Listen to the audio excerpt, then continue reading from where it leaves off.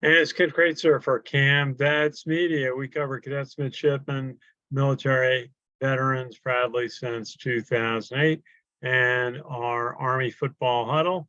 Black Knights coming off an impressive 57-0 win over Delaware State, and will now play a very strong Texas San Antonio team down in the Alamo in the heart of Texas in San Antonio. With us tonight, Richard Miller. Richard, how are you? I'm doing very well, Ken. Very good. And I know you're visiting Pittsburgh today. How was that? That was good. Took two planes, a very smooth flight. Got a lot of rest on the Okay, plane. very good. Well, tough game coming up for Army. It's one of those games that could really tell a lot about their season. Start of a really very challenging schedule this week. Texas, San Antonio, then traveling up to Syracuse to play the Orangemen, before coming back home to Michie Stadium and playing another Power 5 team, Boston College. So just going over the game, Richard, what did you think of Army's win 57-0 over Delaware State University? That was a total dominating win from start to finish. A complete team effort, dominating win on both sides of the football for Army.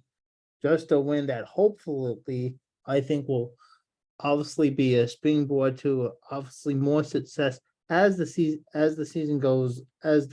is going on.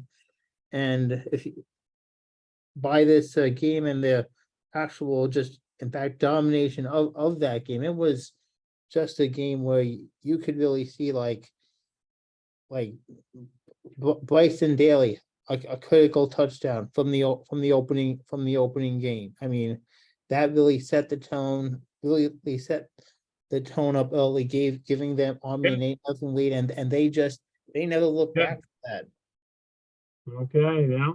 Bryson Daly in the game, coming in a quarterback. They had a tough game, Louisiana Monroe, on opening night, and he had two rushing touchdowns, and he had three passing touchdowns, which is quite a combination, generating 5 touchdowns. He ran 13 yards in the first drive and then Army decided to go for a 2-point conversion, and Hayden Reed rushed that to give Army an 8-0 lead.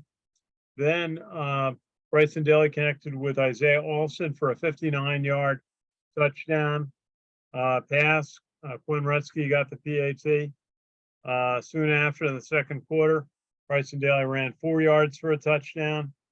And then very soon after, connected on a 70-yard touchdown play to Isaiah Alston. So 2 plays to Alston, 59 and 70 yards, quite remarkable.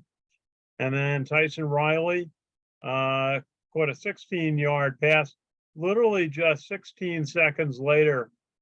Delaware State gave up a fumble after a sack, and Army recovered, wasted no time scoring on the next play. So 2 touchdowns for Army on offense within 16 seconds.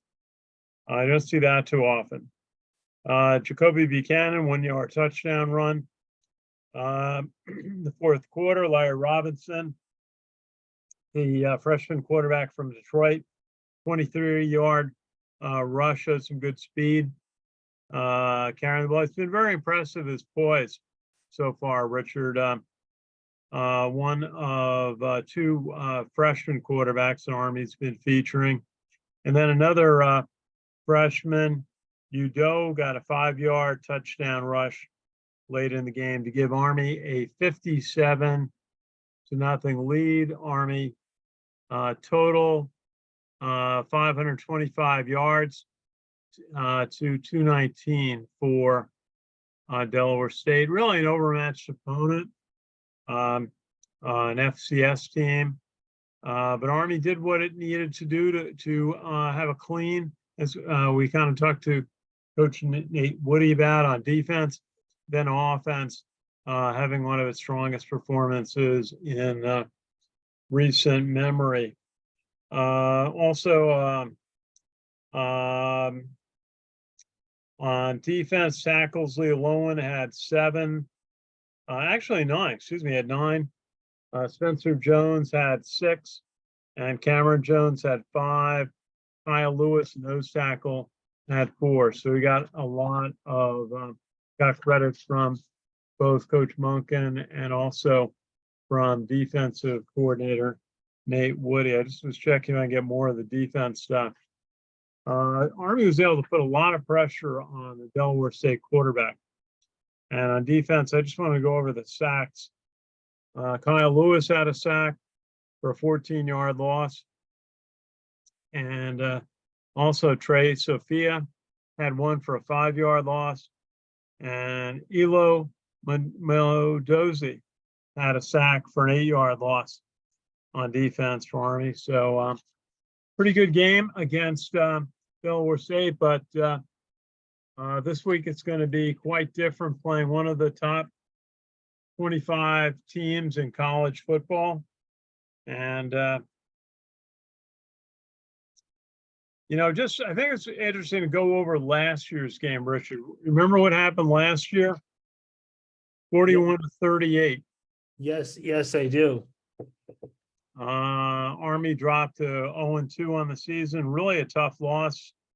And that was a game. Ajon Marshall caught a 77-yard touchdown pass from Tyre Tyler. Who said Army couldn't pass the ball last year? UTSA matched that on a 1-yard run. Jacoby Buchanan scored on a 1-yard run to give Army a 14-7 lead. And then UTSA matched that on a 29-yard pass from Frank Harris, who's going to be back playing for UTSA. Richard, I want you to look up Frank Harris, the quarterback for UTSA, and see if you can get his career stats. Okay. Frank. And take a second. I'm going to go through the game, but I'd like you to do that. Then Buchanan, I said, got a 1-yard run, his second touchdown of the game, 21-14.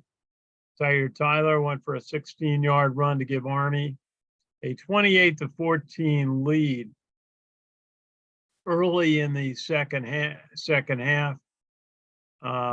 Game tied 14-all at the half. Army comes out, scores 2 touchdowns early. Looks like they're going to dominate, but then Frank Harris hits a 9-yard touchdown pass again to Zachary Franklin and makes it 28-21 Army. And then UTSA ties it up on a 1-yard run by Brendan Brady. And then they go ahead 35-28 on another 1-yard run by Brendan Brady on a 54-yard drive. Then Army went out again and had 35, actually tied at 35-all on a Tyrell Robinson touchdown on a pass by Cade Ballard, finishing off a 75-yard 10-play drive. And then Quinn Moretsky got a 14-yard field goal in overtime. But then UTSA scored in overtime to up Army on the field goal. 2 plays, 25 yards, 7-yard pass from Frank Harris to DeCorian Clark. So a frustrating home loss for Army last year. Yeah, Mikey stats. Tell us about Frank Harris, if you would. Frank Harris, from a senior from Church, Texas. He has this season he's had 73 attempts for 423 yards, 3 interceptions, 2 touchdowns. The last 2 seasons, he was combined for 59 touchdowns, 27 in 2021, 2022. He had 30. Passing or rushing? Oh, those are passing touchdowns. Okay, so he's had 59 passing touchdowns the last 2 years. Yes, 59 How many passing. career touchdowns does he have? He has 76. 76. And how many years do you have stats on Frank Harris there? I have 5 years. 2019. Really? Okay, I thought he had played. I thought everybody was saying he's on his 6th year. Is that possible? Uh,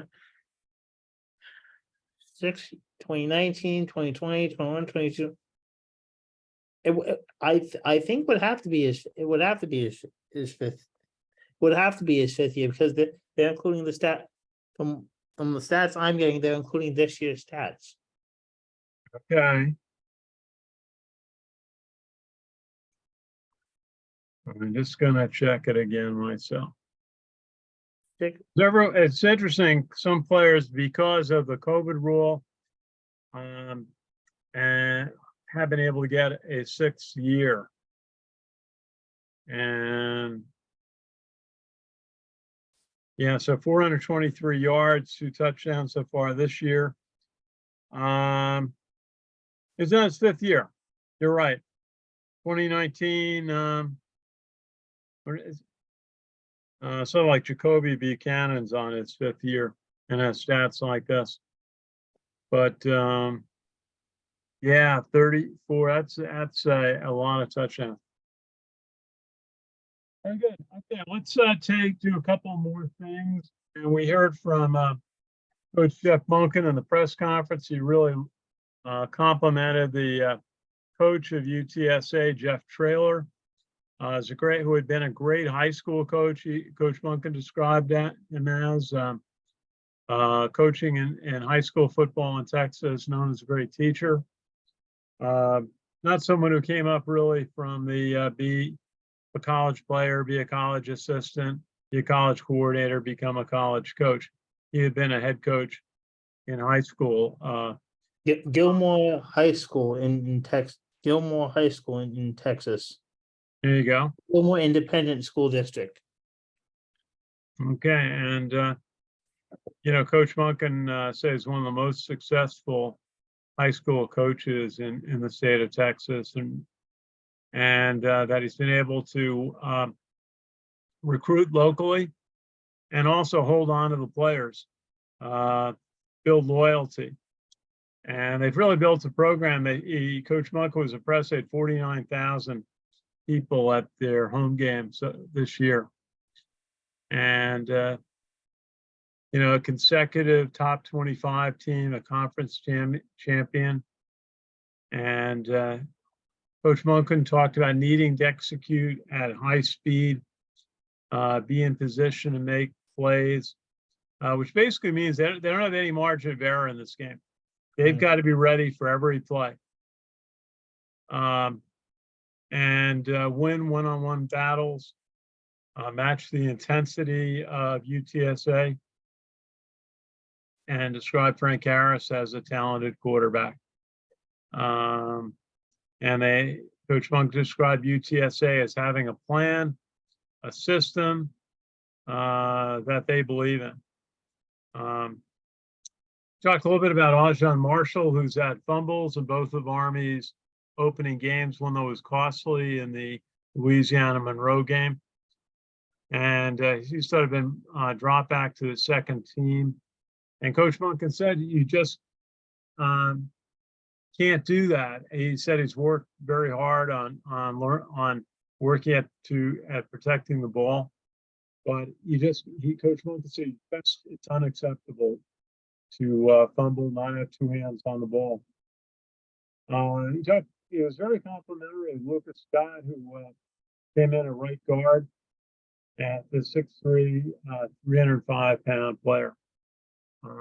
So Coach Monken shook up the offensive line a little bit, and see if we can see that a little bit, go through a little bit of the lineup. Expected on offense, David Hoyt is expected to start at left tackle over Booby Law, who Coach Monken felt had not been playing well. So he basically lost the starting job to David Hoyt.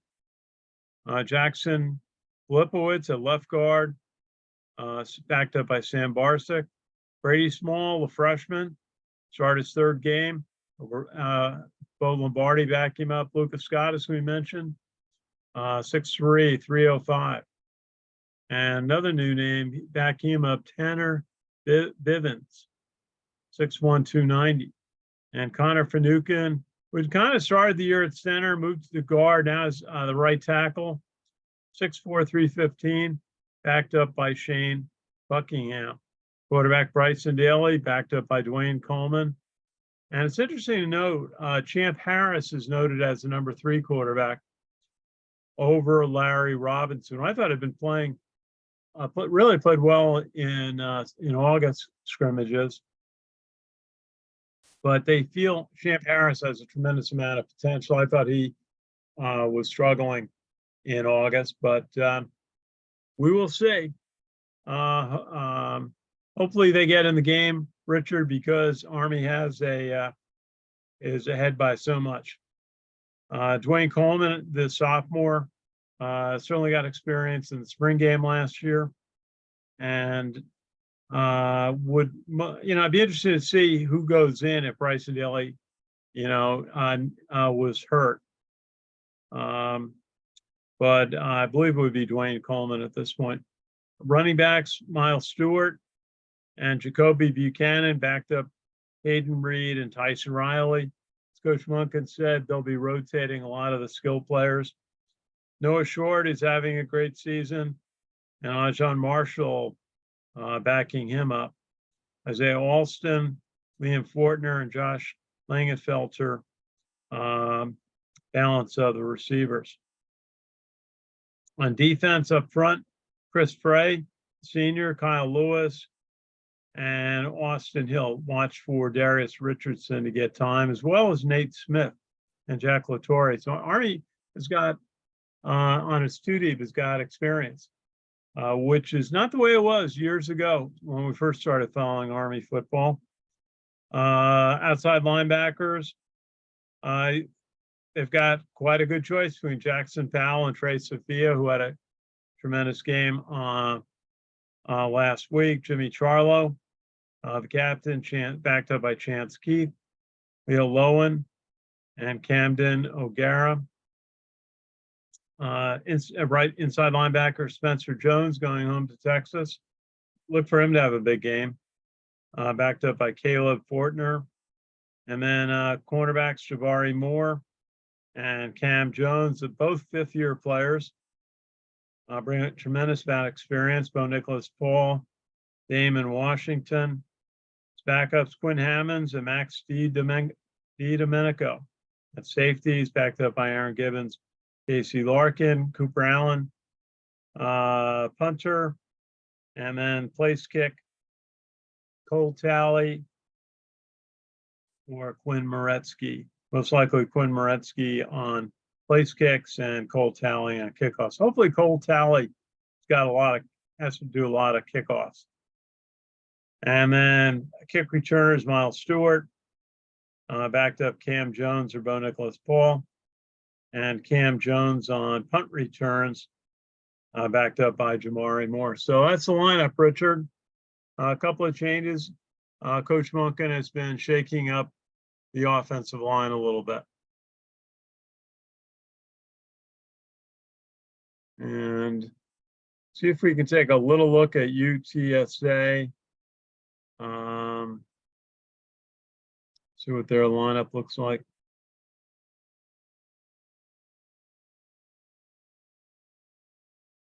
We'll come back to that. See who's. So, Richard, any thoughts on other games this week? This week in college football, score-wise, as we get to the college football scores from this week, actually tonight, Miami is defeating Bethune Cookman 41-0. Miami is 2-0 on the season. They're ranked 22nd. Bethune played that game on a Thursday night. football game. I mean, that's a real Yeah. mismatch. Al- To Also, go on. also opposite an NFL game. Because now I think, aren't they trying to avoid like not playing as many Thursday night college football games because of now like the NFL doing an entire slate of Thursday night football? Well, I don't know. I think you're trying to create some marquee games that stand out for each of the TV networks. I don't think I think a college game can stand out on its own, but you just don't put a mismatch game Yeah. in a featured time slot. We'll run down some of it. Memphis is going to play Navy. Navy's 2-touchdown underdog in that game. UTSA is an 8-point favorite over Army. Maryland favored 2 touchdowns over Virginia. Air Force favored by 9 over Utah State. As you said, Florida State over Boston College. Yeah, let's hope Florida State gives them a tough game. Penn State 14 points over Illinois. LSU over Mississippi State. Kansas State over Missouri. Wake Forest 14 over Old Dominion. Wisconsin 19 over Georgia Southern. Liberty 3 over Buffalo. Let's see, Notre Dame 34-point favorite over Central Michigan. Oh yeah. Georgia 27 over South Carolina. Oh, number one. Oh, and Alabama. on the season. Is Georgia still undefeated? Yes, Georgia. Yes, Georgia is still undefeated at 2-0. And Alabama 32 points over South Florida. Ooh. Oregon State 24 over San Diego State. Oklahoma 27 over Tulsa. North Carolina 7 over Minnesota. Not a lot of close games predicted. Duke over Northwestern. Iowa over Western Michigan. UConn is a favorite over Florida International. Rutgers a favorite by a touchdown over Virginia Tech. Ohio State 28 points over Western Kentucky. Ooh. Tulane 12 points over Southern Miss. Texas A&M 36 over Louisiana Monroe, who we have seen. Washington 16 over Michigan State. Georgia State 7.5 over Charlotte. Tennessee over Florida. Oklahoma State over South Alabama. Let's see. Troy, we're going to see, is 3-point favorite over James Madison. Nebraska just 10 over Northern Illinois. And we have Colorado in this set of games. Yeah, no, there are 23 points over Colorado State. I think I might take Colorado State in that game with those points. Kansas 28 points over Nevada. So, which games do you have an interest in those matchups, Richard? Let's see. Which games do I have an interest in? Well, obviously, Alabama and South Florida. It'll be interesting to see which Alabama team, which Nick Saban's team will be showing up. The team that recently dropped a game. I think was actually one of their worst losses of all time, and now they have to rebound. Obviously, 34-24 to Texas last week. Ooh. Talk about a bit of a setback. I will be also interested in, as I'm getting back onto the games, I'll obviously be interested. Colorado State at 10 o'clock. Colorado 2-0 on the season. The Colorado Buffalo. Hey, that team, that Deion Sanders has got maybe a team that could they possibly contend for a conference championship. We will a little early to say that, but I think he's got all the right buttons pushed in there. Also, it'll be interesting to see how Michigan will be doing against Bowling Green, as Michigan is 2-0 on the season. I think, and that's going to be the last game without Jim Harbaugh, Okay. as he will be concluding his suspension. Let's see.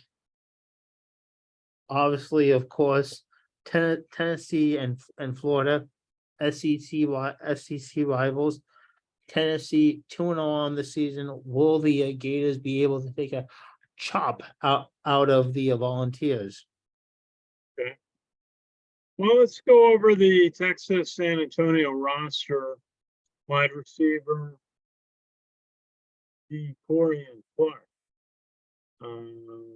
Up to date on their offensive line, left tackle Walker Beatty, 3-3-10. Left guard Finley Saku, 6'4", 325, a junior. Center Ernesto Almaraz, 6'2", 295, and then a built really big right guard, Terrell Hayes, 3'3", 345. Right guard, let's look for him. Senior. A right tackle, Demetrius Talent, 300. Wide receiver, Joshua Cephas. Chris Carpenter, tight end, Oscar Ardenez. And then the quarterback is the senior, Frank Harris, 5th-year senior. And running back, Devorian Barnes.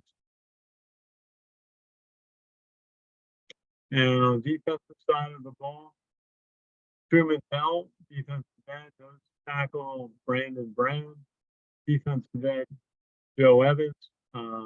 These guys are big on their defensive line. Nose tackle, Braden Brown is 6'2", 310, backed up by 340-pound nose tackle named Christian Clayton. So I didn't see Christian Clayton in the middle of the line. He would have about a 35-pound advantage over Brady Small. Oh yeah. Joe Evans, 340 at the other defensive end. Linebacker is Danya Taylor. Avery Maris, Jamel Lagone, and Trey Moore. Cornerbacks, Cam Alexander and Nick Fortune. Free safety, Ken Robinson, and Rashid Wisdom is the strong safety. So that's the lineup for UTSA. A few facts about the team. Certainly a program that's done well, beating the odds in Group of 5 play. This will be on ESPN. It's a 6 o'clock start in Texas. It's 7 o'clock on the East Coast. And this is going to be UTSA's annual Orange Out.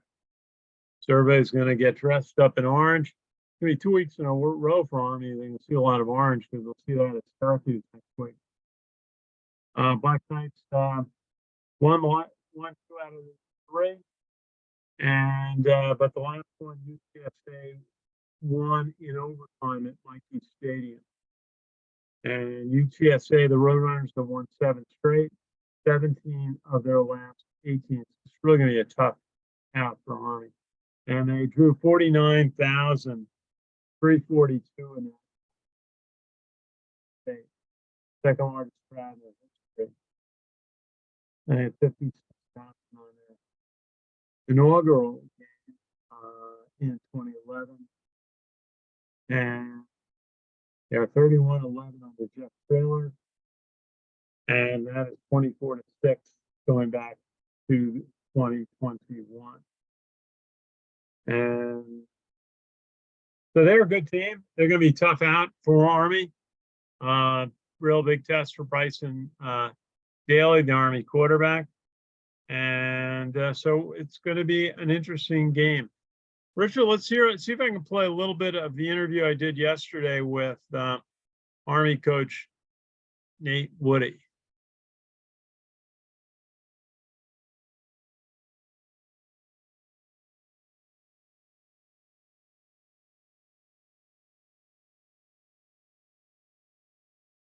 How are you doing tonight? All right. Well, first, tell us a little bit about Saturday's game. You got a shutout, very clean effort by the defense. What was your impression? I'm always going to be happy when we get a shutout. I think that a lot of times you look at everything else except for the score. And I told the guys, you know, the things that you got to do to come away with a clean win is you know, make sure that they don't cross the goal line, and that's what they did. I mean, along the way, I think we did a pretty good job of stopping the run. I thought for the most part we matched the numbers in the game, and we stayed on top. And we gave up a few plays where I had the defense back a little bit, and we gave up a screen or a draw, and you know, those things don't beat you. And so I like the attitude of the guys. They came out to play. They didn't care about what had happened the week before. Everything was about taking care of business, and I thought the kids did a good job doing it. Coach, it seemed that you were putting pressure on the quarterback from a number of directions.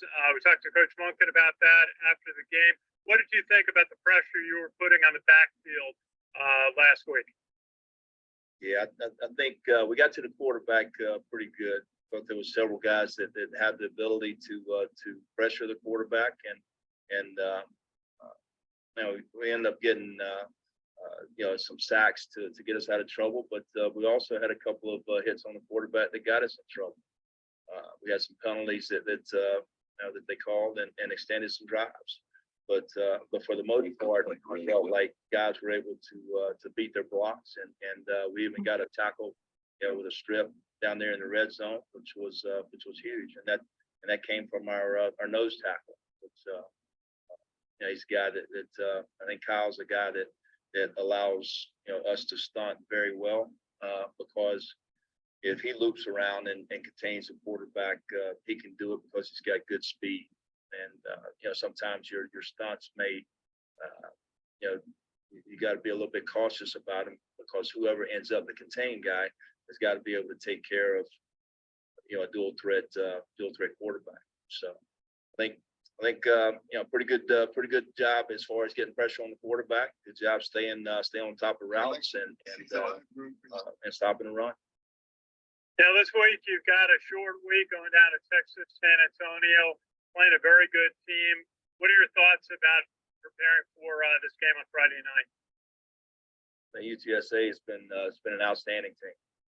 You know, the first time that I went down there in 20, I was very impressed with the speed and the length of their receivers, but even more so, a running back that stepped in there and was one of the top runners in the country. And not only was he a very talented running back, but the scheme lent itself to being productive, you know, in their offense. And then quarterbacks played. They played a couple of quarterbacks against us that first year. I was impressed with both of them. Frank Harris came in later in the game and was able to get the ball down into the red zone, but you know, we were able to get a couple stops down there and win the ball game.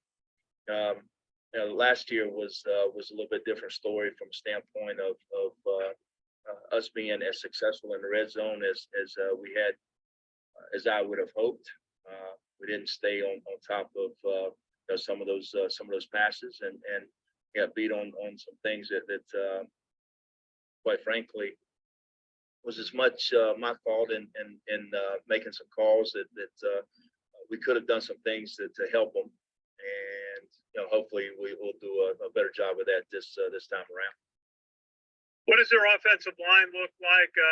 How do they shape up? What does your defense have to do to contend with their line and on Saturday or Friday night? Excuse me. I thought their offensive line got better as the season went on. This was, this was an offense that finished in the top 10 in the country and maybe top 12 in scoring, and they were ranked very high, passing the ball and running the football. So just an incredibly productive offense with really good skill guys. But Okay, and that is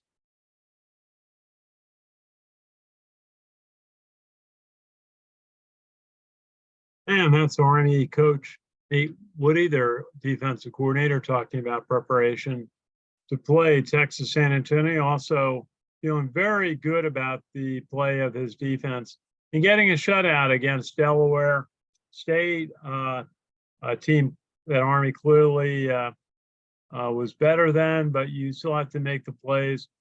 And what I would call, and Coach Woody agreed, a clean game by the defense. They were able to stay and get the shutout. So, Richard, what do you think on Friday night? Army and Texas San Antonio. I think it's going to be a tough one for Army, but Yeah, I'm thinking Texas San Antonio is gonna be dominating them. I think they're gonna have a lot of running. I'm thinking 31-14 UTSA. 31-14. okay, for 31-14 win by UTSA over. Well, it's that could very well be the story of the game.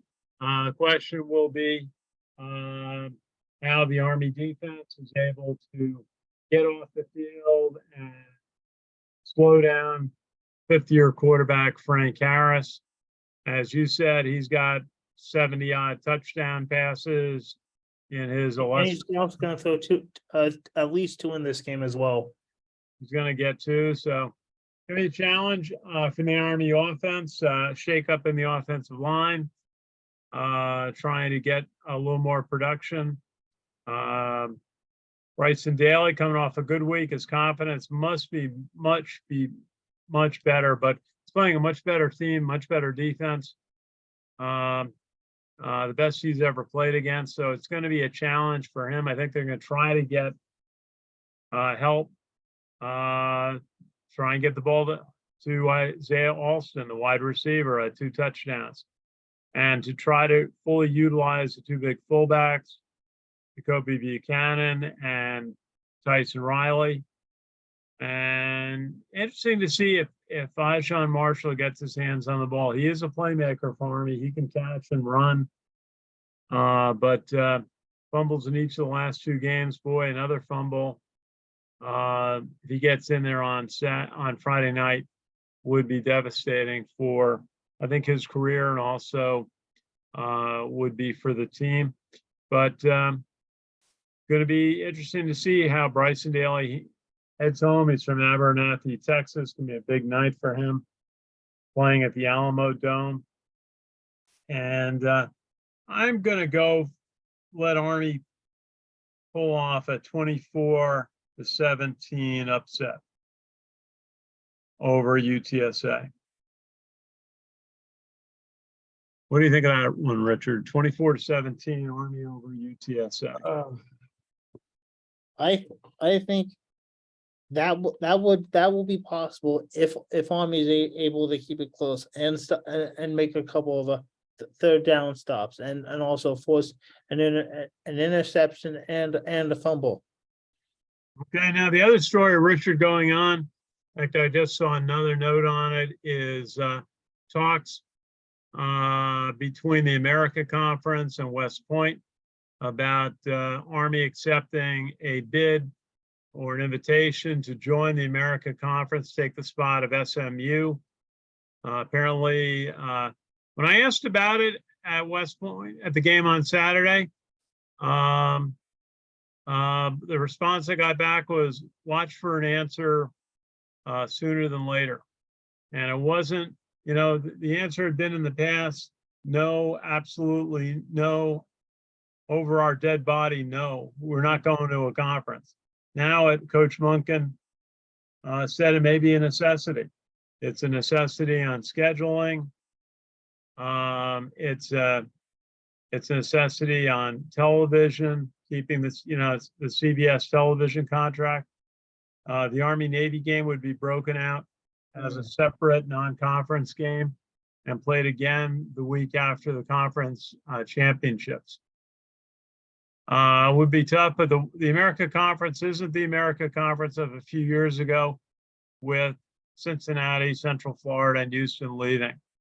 It's a little more tame, but it would be a challenge for Army to have major seasons. Navy's had a couple of successful years, but got worn down by playing the likes of Cincinnati, Central Florida, Houston, Memphis on a regular basis. But we will see. Nobody at West Point is saying no anymore, so that means there's a strong possibility. It'd be interesting to see what the superintendent, Steve Gillen's, thoughts are on the matter. Richard, I appreciate you joining us from Pittsburgh. Thank you. I hope you have a good time. I assume you're going to a couple of baseball games. Yes, I am. Yankees and Pirates. I'm going to be taking a lot of pictures and posting them on my Facebook page. Okay, well, you do that. The Yankees are one of our sponsors for CaMMVetsMedia. We appreciate it. They come back from Pittsburgh and they'll have their final homestand of the season next week, and we appreciate their having confidence in representing them, one of the great brands, not just in sports, but across American business. New York Yankees are one of the great brands and great people. Had a chance to meet Hal Steinbrenner over the years. They do support a lot of charities in the New York area. Richard will say goodnight and wish you fun at going to the Pirates-Yankee game. That'll bring back memories of what was it, the 1960 World Series? Yes, 1960 World Series. At Forbes Field. Yeah, my dad's also a Pirates fan, so it will bring back a lot of memories for him as well. Okay, Richard, you and your dad have a good time. Thank you. And so we'll watch 7 o'clock starting. Watch on ESPN. Army at the Alamo Dome to play University of Texas, San Antonio. It should be fun again. Thank you to one of our sponsors, the New York Yankees, and I have to wish them well against Pittsburgh tomorrow night. Okay, Richard, you have a good one. This is Ken Kraetzer for CaMMVetsMedia. We cover cadets, midshipmen, the military and veterans proudly since 2008. Have a good evening.